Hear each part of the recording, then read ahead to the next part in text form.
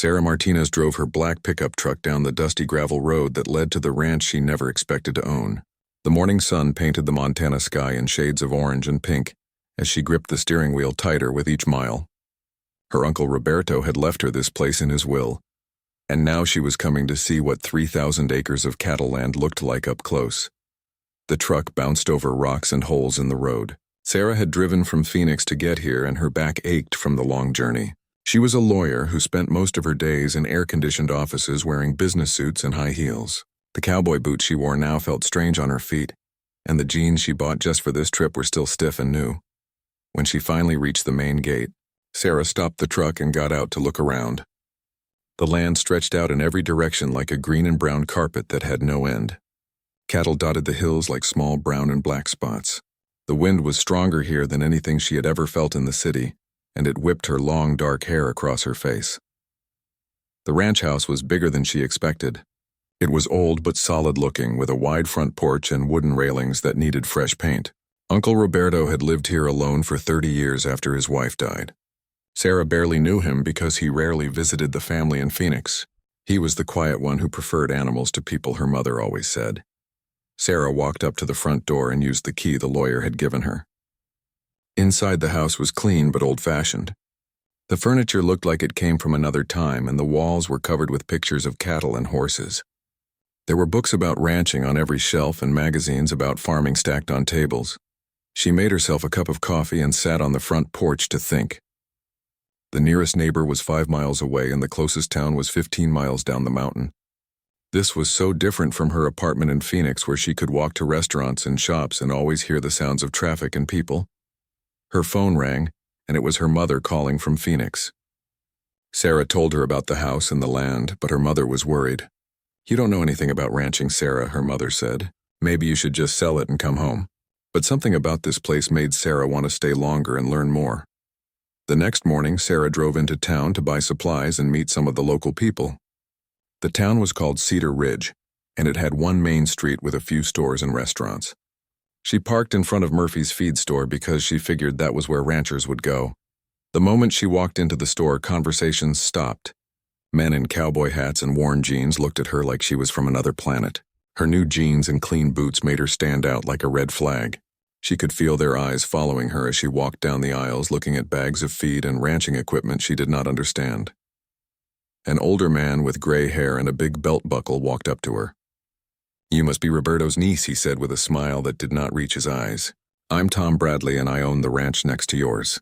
Word travels fast around here, and everyone knows about Roberto's city niece who inherited his spread. Sarah shook his hand and introduced herself, but she could tell he was not really interested in being friendly. Tom Bradley looked her up and down, taking in her clean clothes and soft hands. "Little lady," he said, "ranching is not a game you can learn from books. This land needs someone who knows what they are doing. Someone who can handle the hard work and tough decisions that come with running cattle." Other men in the store gathered around to listen. Sarah felt like she was on trial in a courtroom, but this time she was not the lawyer asking questions. She was the one being judged. Tom Bradley continued talking in a voice loud enough for everyone to hear. "I tell you what," he said, "I will make you a fair offer right now for your uncle's place. You can take the money and go back to your law practice in the city. Save yourself the trouble of trying to do something you are not cut out for." The other men nodded their heads in agreement. One of them said, "Ranching is a man's job, young lady." Another one added that city folks always think ranch life is easy until winter comes and the cattle start dying. They all seemed to think they were being helpful by trying to talk her out of staying. Sarah felt her face getting red, but she kept her voice calm and polite. She thanked Tom Bradley for his offer, but said she was not ready to sell yet. She wanted to try running the ranch herself and see what she could learn. The men exchanged looks that said they thought she was making a big mistake. As she walked to the checkout counter, Sarah heard them talking behind her. "That girl will be gone before the snow flies," one man said. "City people never last more than a few months," another one added. Tom Bradley's voice was the loudest of all. "She will come running to me, begging to sell by Christmas," he said. "Mark my words." Sarah paid for her supplies and walked out of the store with her head held high, but inside she was starting to have doubts. These men had been ranching all their lives, and they all seemed to think she would fail. Maybe they were right. Maybe she was just a city girl who had no business trying to run a cattle ranch. But as she drove back to the ranch and saw the cattle grazing peacefully in the afternoon sun, something inside her became more determined. She had never backed down from a challenge in her law career, and she was not going to start now. The men in town might think she would fail, but Sarah Martinez was going to prove them wrong. Sarah's first week on the ranch was harder than anything she had ever experienced in her life. She woke up every morning at 5 o'clock when the sun was just starting to rise over the mountains. Her body ached in places she never knew could hurt, and her hands were already getting rough from all the work. The first thing she needed was help, so she hired a foreman named Jake Wilson. Jake was a man in his 50s with weathered skin and hands like leather. He had worked on ranches his whole life and knew everything about cattle. But Jake did not hide the fact that he was not happy about working for a woman, especially one from the city. Every morning, Jake would give Sarah a list of things that needed to be done around the ranch. Fix the broken fence in the north pasture. Check the water tanks. Move the cattle to fresh grass. Count the calves to make sure none were missing. To Sarah, it all sounded like a foreign language. Jake called her boss lady, but the way he said it made it clear he did not respect her. When she asked questions, he would sigh and shake his head like she was wasting his time. The other ranch hands, Maria and Carlos, were more polite, but Sarah could tell they thought she was in over her head too. The cattle were Sarah's biggest challenge. Uncle Roberto's herd had about 200 head of beef cattle, and they were not friendly to strangers. Every time Sarah tried to get close to them, they would run away like she was a dangerous predator. Jake watched her chase cattle around the pasture and just shook his head. "You cannot force cattle to do what you want," he told her. "You have to understand them first. They can sense fear and they know when someone does not belong." Sarah wanted to ask how she was supposed to not be afraid when she was dealing with animals that weighed more than her car, but she kept quiet. Learning to ride a horse was even worse than dealing with the cattle. Uncle Roberto had left behind 3 horses, and Jake picked out the gentlest one for Sarah to learn on. Her name was Daisy, and she was supposed to be calm and easy to handle. But even Daisy seemed to know that Sarah did not know what she was doing.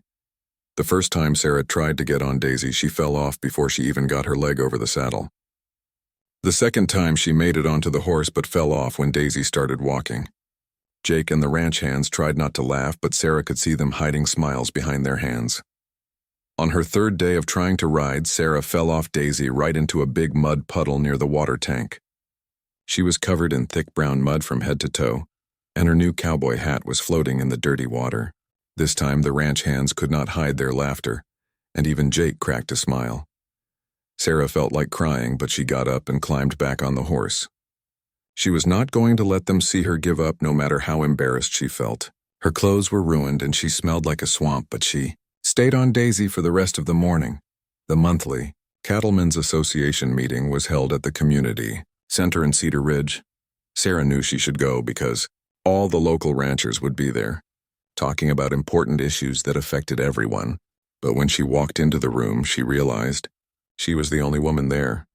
20 men in cowboy hats and boots were sitting around tables drinking coffee and talking about cattle prices and grass, conditions and things Sarah did not understand.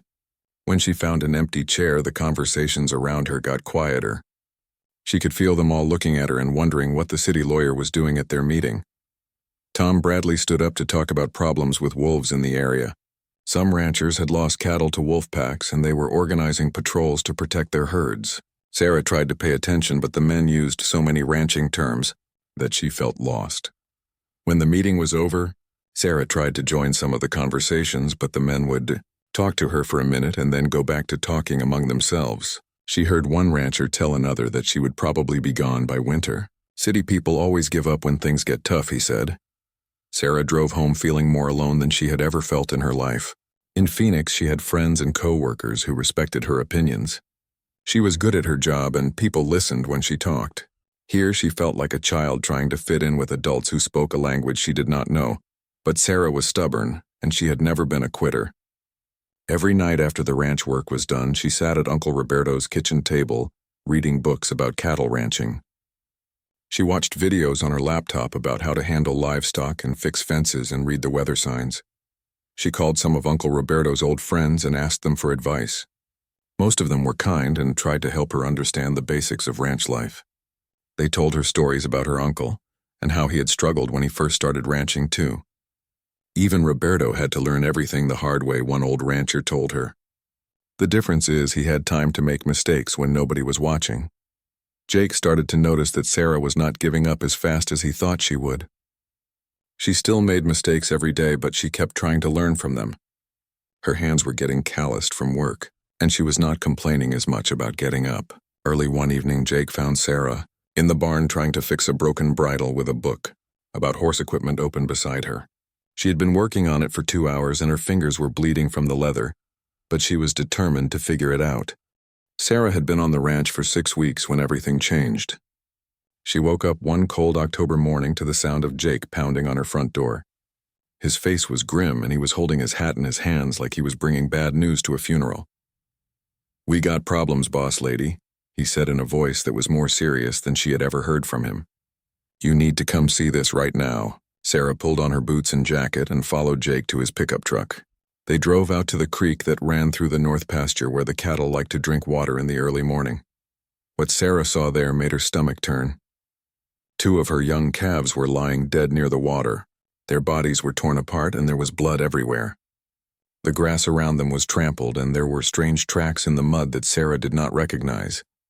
Jake knelt down and looked at the tracks carefully. "These are wolf prints," he said, pointing to marks in the soft earth that looked like big dog paws. "A pack came through here last night and killed these babies for food." Sarah stared at the dead calves and felt sick. She had been learning their names and watching them grow stronger every day. Wolves had been gone from this area for many years, but now they were coming back. The government had been bringing them back to other parts of Montana, and some packs were spreading out looking for new territory. Most of the local ranchers had dealt with wolf problems before, but this was all new to Sarah. Jake explained that wolves usually hunt at night when the cattle could not see them coming. They worked together like a team to separate young calves from their mothers. Once a pack decided that a ranch was good hunting ground, they would keep coming back until someone stopped them. Sarah called the other ranchers to report the wolf attack. Tom Bradley came over that afternoon with 2 other men to look at the dead calves. They examined the tracks and the bite marks and confirmed what Jake had already told her. This was definitely the work of wolves and probably a big pack. "You are in for some real trouble now," Bradley told Sarah. "Wolves are not like coyotes that you can scare away with loud noises. These animals are smart and dangerous, and they will keep killing your cattle until you do something about it. The question is whether you have what it takes to fight back." Sarah asked what the other ranchers usually did about wolf problems. Bradley and his friends exchanged looks like they were sharing a secret she was not part of. "We organize hunting parties," he said. "We track the pack and eliminate the threat before we lose too many cattle. But this kind of work is not for everyone, especially people who are not used to handling dangerous situations." Over the next week, Sarah lost 4 more calves to the wolf pack. Every morning she would find fresh kills and more tracks around her property. The wolves were getting bolder and coming closer to the ranch buildings. Jake was worried that they might start attacking the adult cattle next. Sarah tried calling the state wildlife department, but they said there was nothing they could do unless the wolves were attacking people. The ranchers were allowed to protect their livestock, but they had to follow strict rules about when and how they could hunt the wolves. Sarah did not understand all the laws and regulations, but she knew she was losing money she could not afford to lose. Her savings account from her law practice was getting smaller every month. She had to pay Jake and the other workers and buy feed for the cattle, and fix equipment that kept breaking down. Every dead calf meant less money when it came time to sell her herd. At this rate, she would be bankrupt before the end of winter. The other ranchers held an emergency meeting at Tom Bradley's ranch to discuss the wolf problem. Sarah was not invited, but she heard about it from Jake, who knew one of Bradley's workers. They were planning group patrols and organizing hunting parties to track down the pack that was causing trouble. Sarah drove over to Bradley's ranch and asked if she could join their hunting efforts. Bradley looked at her like she had asked to fly to the moon. "This is dangerous work," he said with a voice that was trying to sound kind but really was not. "We cannot have someone along who might get scared and make mistakes that could get people hurt." The other ranchers nodded their heads in agreement. One of them said that tracking wolves required skills that took years to develop. Another man added that wolf hunting was not something you could learn from books or videos. They all seemed to think they were protecting her by keeping her out of their plans. But Sarah could see the real reason they did not want her along. They still saw her as the city lawyer who did not belong on a ranch. They did not think she was tough enough or smart enough to help them solve a problem that affected her cattle too. She was supposed to sit at home and let the men take care of everything. Sarah felt angry and frustrated, but she tried to stay polite. She thanked them for their concern and said she understood their position. But as she drove home, she made a decision that would change everything. If the other ranchers would not let her help protect her cattle, then she would have to find another way. That night, Sarah sat at her kitchen table and made a list of everything she knew about the wolves. They hunted at night near the creek. They worked as a team to separate calves from the herd. They were smart and careful, but they were also predictable because they kept coming back to the same areas. Sarah realized that her law training had taught her how to study problems and find solutions. She had spent years analyzing evidence and building cases in court. Maybe she could use those same skills to figure out how to stop the wolves from killing her cattle. She just needed to approach this like any other problem that required careful planning and determination. The next morning, Sarah drove to town with a new sense of purpose. She was not going to wait for the men to solve her problem. She was going to learn how to solve it herself. Sarah walked into Miller's gun shop on Main Street feeling nervous and out of place. She had never owned a gun in her life, and the store was full of weapons that looked scary and complicated. The walls were covered with rifles and pistols and hunting equipment that she did not understand. Behind the counter stood Bob Miller, a man with gray hair and thick glasses who looked surprised to see her. Most of his customers were ranchers and hunters who knew exactly what they wanted. Sarah clearly did not fit that description with her clean clothes and uncertain expression. "I need a rifle," she said, trying to sound more confident than she felt. Bob Miller raised his eyebrows and looked her up and down. "What kind of hunting are you planning to do?" he asked. Sarah explained about the wolf problem on her ranch and how she needed something reliable for protection. Bob Miller scratched his head and walked over to a rack of rifles. "These are not exactly ladies' weapons," he said, pulling down a heavy-looking gun. "This here is a 30-06 and it has enough power to stop a wolf, but the kick might knock you flat on your back. Maybe you should think about getting your foreman or one of the men to handle this for you." Sarah felt her face getting red, but she kept her voice steady. "I can learn to use whatever rifle you recommend," she said. "Just show me what I need and I will figure out how to handle it." Bob Miller seemed surprised by her determination, but he spent the next hour showing her different rifles and explaining how they worked. Sarah bought a rifle with a scope and several boxes of ammunition.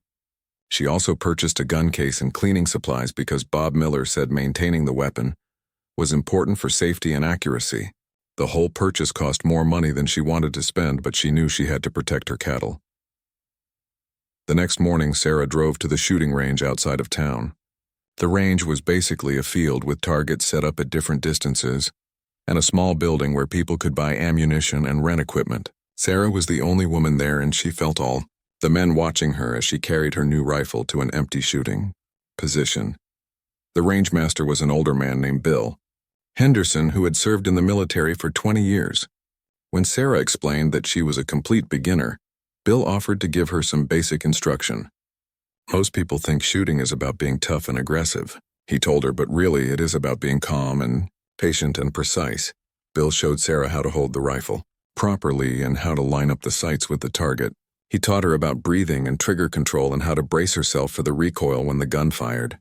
The first time Sarah pulled the trigger, the kick surprised her so much that she nearly dropped the rifle. "Your shoulder is going to be sore for a while," Bill said with a smile. "But you will get used to it with practice. The important thing is to stay relaxed and focused on what you are trying to hit. Shooting is more mental than physical once you learn the basics." Sarah spent the next 3 weeks at the shooting range every morning before she went back to do ranch work. Her shoulder was bruised and purple from the rifle's kick, and her hands developed blisters from gripping the gun. But slowly she began to understand what Bill meant about shooting being mental. At first, Sarah could barely hit the large targets that were set up 50 yards away. Her shots went wild and she felt frustrated and embarrassed. But Bill was patient and kept giving her tips about stance and breathing and follow through. Gradually, her shots began to group closer together, and she started hitting the center of the targets more often. After 2 weeks of daily practice, Sarah could hit a target the size of a dinner plate from 100 yards away most of the time. Bill moved her back to longer distances and had her practice shooting from different positions like lying down and kneeling. He also taught her how to estimate distances and adjust for wind. The most important lesson Bill taught Sarah was about patience and timing. Hunting wolves is not like target shooting, he explained. You might have to wait for hours in uncomfortable positions for the right shot, and when the moment comes, you will only get one chance, so it has to count. Sarah began studying the wolves like she used to study legal cases when she was a lawyer. She spent hours walking around her property looking for tracks and signs of where the pack liked to travel.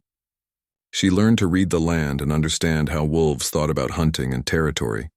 The wolves preferred to hunt near the creek where the cattle came to drink water. They used the same trails through the brush and always approached from the downwind side so the cattle could not smell them coming. Sarah mapped out their patterns and began to see ways she might be able to predict where they would appear. Jake noticed the changes in his boss over the past month. Sarah was quieter now and more focused on everything she did. Her soft lawyer hands had developed thick calluses from ranch work and rifle practice. There was something different in her eyes, too, a kind of determination that had not been there before.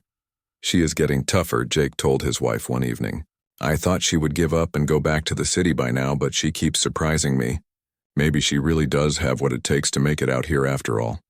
Sarah spent her evenings reading books about wolf behavior and hunting techniques. She learned that wolves were creatures of habit, who used the same hunting grounds and travel routes over and over. If she could figure out their schedule and their favorite spots, she might be able to set up an ambush. The other ranchers continued their group patrols, but they had not been successful in finding the wolf pack. Tom Bradley and his friends would drive around the area with their rifles and spotlights, but the wolves were too smart to be caught that way. They seemed to know when the hunters were coming and would disappear into the mountains until the danger passed. Sarah realized that her approach would have to be different. Instead of chasing the wolves, she would wait for them to come to her. She would use their own hunting instincts against them by setting up in the places where they felt most confident and comfortable.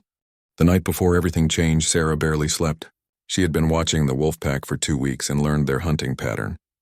They came to the creek every third night just before dawn when the fog was thick and the cattle could not see them clearly.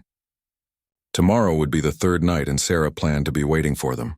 She checked her rifle one more time and made sure she had enough ammunition. Bill Henderson had taught her to be prepared for anything, because wolves were smart and dangerous when they felt threatened. Sarah practiced loading and reloading the rifle until she could do it in the dark without thinking. Jake found Sarah cleaning her rifle on the kitchen table that evening. He could tell she was planning something, but she had not told him what it was. "Boss lady," he said in a worried voice, "maybe you should let me help you with whatever you are thinking about doing." Sarah shook her head and said this was something she needed to handle herself. The alarm clock went off at 3:30 in the morning, and Sarah got dressed in her darkest clothes. She made coffee in a thermos and grabbed some sandwiches because she might be waiting for hours. The fog was already starting to form in the valley, and that was exactly what she had hoped for. Sarah drove her truck to within half a mile of the creek and then walked the rest of the way carrying her rifle and supplies. She found the fallen log where she planned to wait and set up her position just as Bill had taught her. The log gave her a steady rest for the rifle and good cover from view. Meanwhile, in town, word was spreading about what the city lawyer was planning to do. Jake had mentioned Sarah's late-night preparations to Carlos, who told his brother who worked at the feed store. By morning, everyone in Cedar Ridge knew that Sarah Martinez was going to try to hunt wolves by herself. Tom Bradley heard the news at Murphy's feed store and started laughing. "That crazy woman thinks she can take on a wolf pack," he said loud enough for everyone to hear. "This should be interesting to watch. She will probably shoot herself in the foot or run away screaming the first time she sees a real wolf." Several other ranchers thought it would be entertaining to drive out and see what happened. They figured Sarah would either give up before the wolves showed up or miss her shots and prove once and for all that ranching was not work for city people. Either way, it would make a good story to tell at the next cattlemen's meeting. By 10 o'clock in the morning, 5 pickup trucks were parked on the ridge above Sarah's property. Tom Bradley brought binoculars so they could watch from a safe distance. Most of the men were making bets about how long Sarah would last before she gave up and went back to the house. Down at the creek, Sarah had been lying behind the fallen log for 6 hours. The fog was starting to lift and she could see the cattle beginning to move toward the water for their morning drink. Her back was sore from staying in the same position for so long, but she did not move or make any noise. At 11:15, Sarah saw movement in the tree line on the far side of the creek. A large gray wolf stepped out of the shadows, followed by 2 others. They were bigger than she had expected, and moved with the confidence of predators who owned this territory. Sarah felt her heart start beating faster, but she remembered Bill's lessons about staying calm. The wolves were positioning themselves to attack a young calf that had wandered away from the main herd. Sarah could see them communicating with their eyes and body language as they planned their attack. This was exactly what she had been waiting for, but she knew she would only get one chance to stop them. Sarah slowly raised her rifle and found the lead wolf in her scope. The distance was about 120 yards, which was well within her range after weeks of practice. She controlled her breathing just like Bill had taught her, and waited for the perfect moment when all three wolves would be in clear view. Up on the ridge, Tom Bradley was watching through his binoculars. He could see the wolves moving into position and Sarah lying motionless behind the log with her rifle ready. For the first time, he realized that maybe the city lawyer was more serious about this than he had thought. The lead wolf was just about to charge toward the isolated calf when Sarah fired her first shot. The big gray wolf dropped instantly without making a sound. The other two wolves froze in confusion for just a second, and that gave Sarah time for her second and third shots.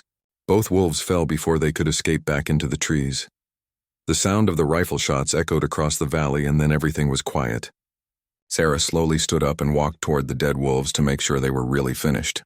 Her hands were shaking a little from excitement and relief, but she felt proud of what she had accomplished.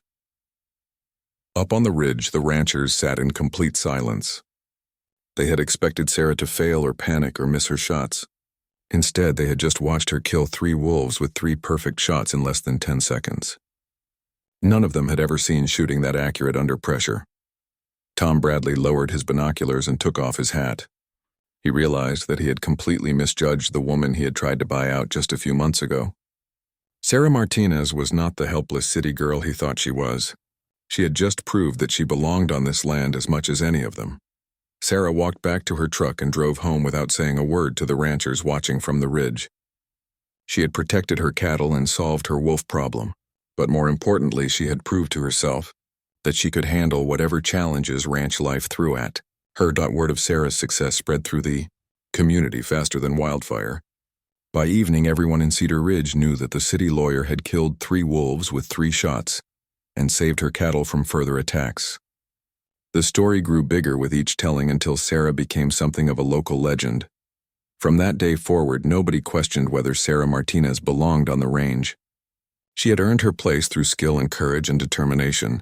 The other ranchers began including her in their discussions and asking for her opinions on important matters. She was no longer an outsider trying to fit in, but a respected member of the ranching community who had proved herself when it mattered most. 3 months after the wolf incident, Sarah's life on the ranch had completely changed. The story of her perfect shooting had spread far beyond Cedar Ridge, and people from neighboring towns came to Murphy's feed store just to get a look at the city lawyer who had become a local legend. Sarah felt embarrassed by all the attention, but she also felt proud of what she had accomplished. The first sign that things were different came the day after she killed the wolves. Tom Bradley drove up to her ranch house and knocked on the front door. When Sarah answered, he was holding his hat in his hands and looking uncomfortable. "I came to apologize," he said in a voice that was much quieter than usual. "I was wrong about you, and I should have given you a chance from the beginning." Sarah invited him in for coffee, and they talked for over an hour. Tom explained that he had been ranching for 40 years and had seen many city people try to make it in the country. Most of them gave up within 6 months and went back to their old lives. He thought Sarah would be just another one who could not handle the hard work and responsibility. "But you proved me wrong," Tom said, looking directly at Sarah.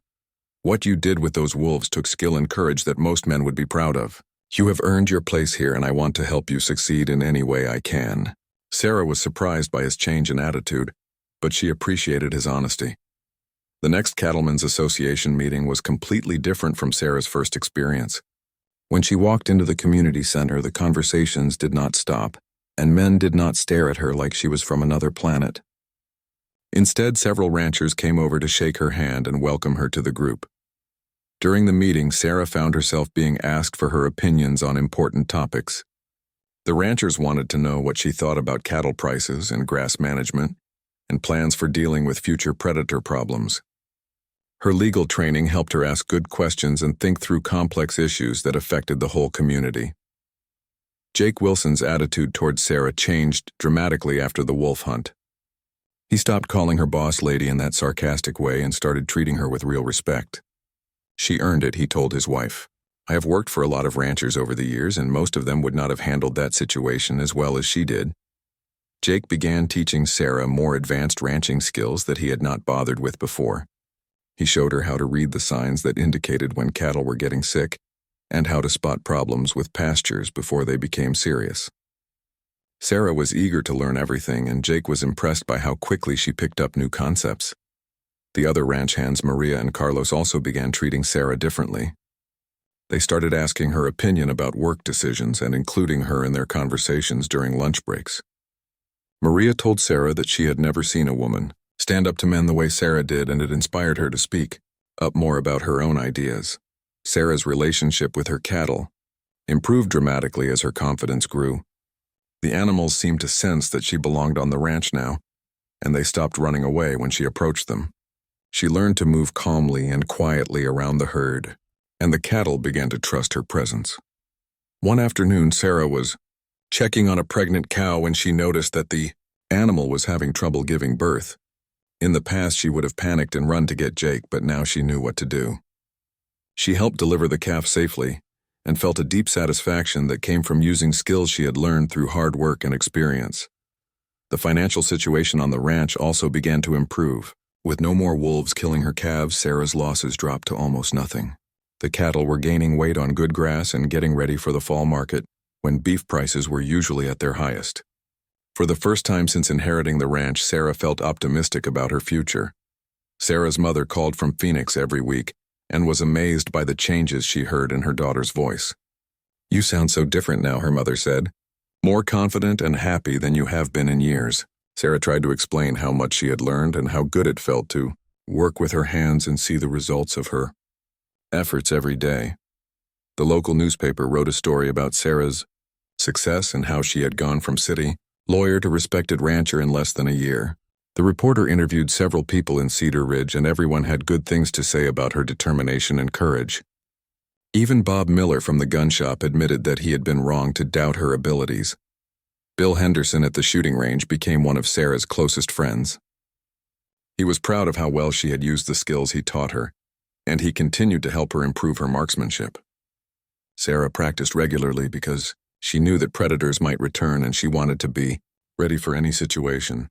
Sarah also began helping other people in the community with problems that required her legal knowledge. She helped a young rancher understand a complicated contract and assisted an elderly woman with estate planning. People appreciated having someone with legal training who understood their rural way of life. One evening, Sarah was sitting on her front porch watching the sunset paint the mountains in shades of red and gold. She thought about her old life in Phoenix with its traffic and noise and stress. That life seemed like it belonged to a different person now. She had found something on this ranch that she never knew she was missing. Jake walked up to the porch carrying 2 cups of coffee. He sat down in the chair next to Sarah, and they watched the cattle settling down for the night in the peaceful pasture. "You know, boss," he said, using the title with genuine respect, "now I think your Uncle Roberto would be proud of what you have done with this place." Sarah smiled and took a sip of her coffee. She knew that Jake was right. Uncle Roberto had left her more than just land and cattle. He had given her a chance to discover who she really was and what she was capable of achieving. The ranch had tested her in ways she never expected, but it had also given her a strength and confidence she never knew she possessed. The woman who had driven up that dusty road 6 months ago was gone forever. In her place was someone who belonged to this land and this community.